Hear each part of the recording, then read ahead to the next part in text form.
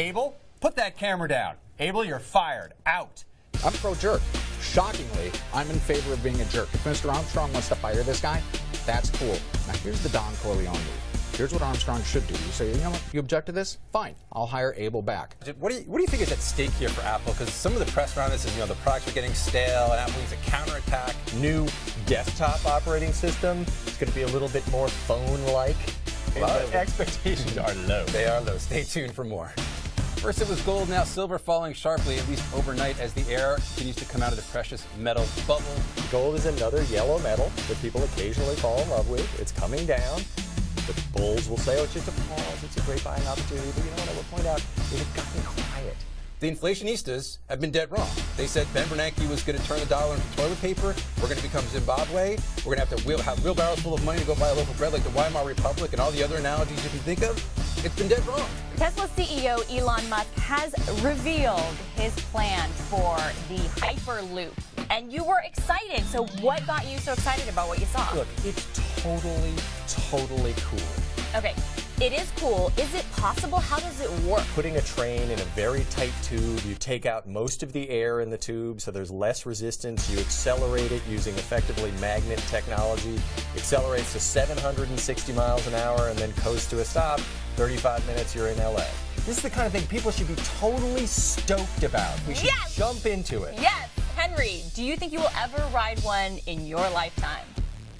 Probably not, but let's hope so. Are the rich getting too much of the economic pie? And we know rising income inequality in the U.S. We've had a widening of the economic gap between the very wealthiest Americans and, to a great extent, everyone else. Lord knows corporations are sitting on a ton of cash. The route to profits has been cutting costs, and most of those costs are labor costs.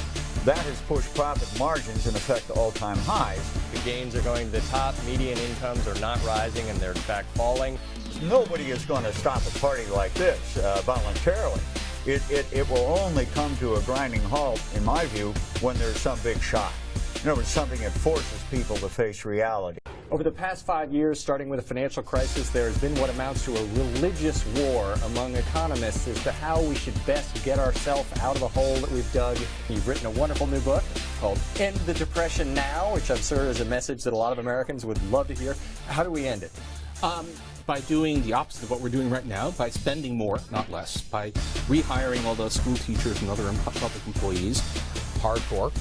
We're not as bad as Spain with 25% unemployment. It's not exactly a winning slogan. And the immediate comeback to that is that, sorry, we just can't afford it. But if we could wave away the politics, we could just provide aid to those state and local governments, rehire the workers that they laid off, get back to the normal track of public employment. This would be over in 18 months. Massive bet. We had a massive debt. Massively. Debt? It's like strapping an elephant to your back. Zuckerberg, 27-year-old moron. That was the best acquisition ever. It had zero revenue. Bagel, zero. And where are those people now? Right. We already have a demonstration that a big percentage of our government is effectively insane. If you start out with 5 M&Ms, you want more M&Ms. But my point is, the way you get ahead in America is you get more M&Ms. And this is something I think people don't think much about, but there are things that ordinary people can do to get more M&Ms. Unless you are getting paid to manage somebody else's money, you should not ever try to time the market or pick stocks, period. I don't know how to say it any more clearly and definitively than that.